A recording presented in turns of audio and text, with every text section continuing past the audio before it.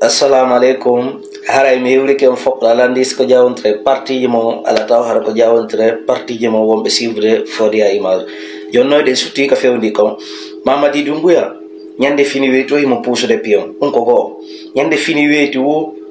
Mamadi Doumbouya hen mawde birkire jonno kon no woni programme makko yoni ko so acca himbe be yehi ko nafugo o yetta himbe be ara be wala photoji makko ko hore lawo. Est-ce qu'on famille mas beki ha jemmi be walike parce que koy moto be subaka sul nyaamugol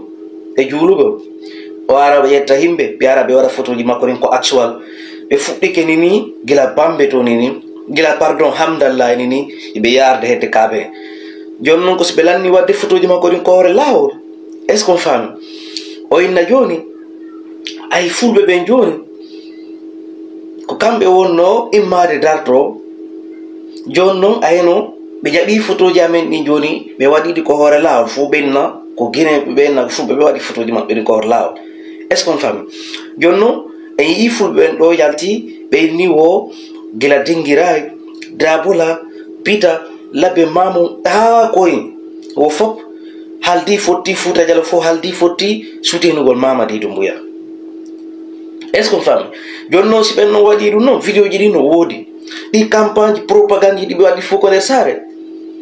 di no yonali be e pourtant Morisanda ko yata yalti o ini constitution no woni préhande kadi ben be wawa yaw hande kadi election ka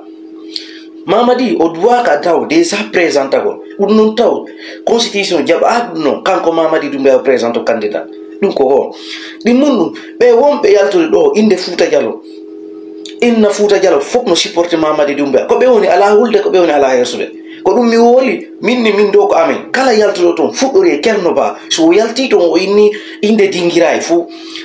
jabi supporter Mamadi Doumbouya yo arwona billahi men sunna dingiray parce que o ferande non ota innu sare fu souteni Mamadi Doumbouya mi wottana non kadi hunde wotere si dum non fekin be innay woni wo ko Guinée fo pusude be fiyo be wonu candidat comme pusude Mamadi Doumbouya wonu candidat sinana fiki yo gonto innobe ben je vais prendre Mamadi Doumbouya, je vais mettre Mamadi Doumbouya au dos et l'amener partout où il faudra comme pusude Mamadi Doumbouya wonu candidat na entourage makko ko be ko gouvernement tout be inano be won be no ko der poste gouvernement do no jonnabe be mana poste ji be innabe si tayi on wombe ben do si on wada hali campagne so yaltinali jawle mon on yaali wadon campagne fi soutenugol Mamadi fi soutenugol la si prochain gouvernement mais ita on fo men sans wonno be wadde ko du yeta bawre do no hala mo tawtali be kala jodi yewti on tigir ko mutinter on nani o yewti dum ko dum hidon do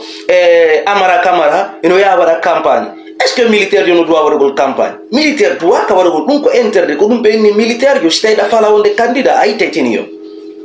ina ay tetinio pour le c'est vrai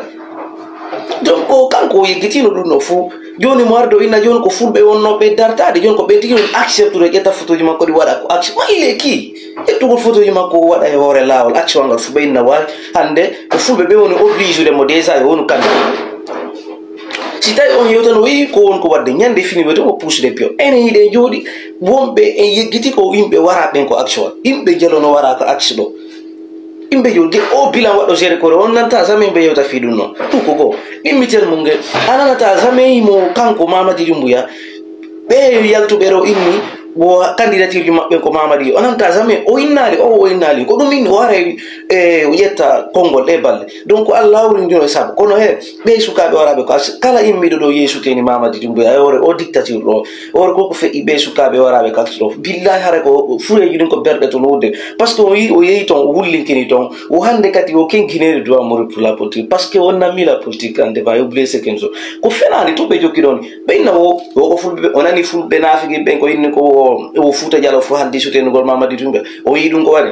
benen ko suka ben ko aksi mane me andi dum man fop no andi ko fewndi ko hande kare de meno kala yindo do souteni ko fenande ko fitu wata on tigi alle itte ko poste mako pour prochain gouvernement harabe akemo don ko du yeta be yimbe no cadre be no sorto ga ya haton de andi ko fi ko yo ngawna cippirande sibe yeyi to be yaw be ko wombe onadeni à très bientôt Fodia Image mais wattene ila moja inugol mi souteni Mamadi Doumbouya wononde Fouta Jallow Cerno noon o mo dinguirage o lanni fetinkinari mais sukutena mamadi dumbuya ko ɗum ɓe dinguiraɓe mbiɗa yiiɗi message ji mum trop mais ala probléme may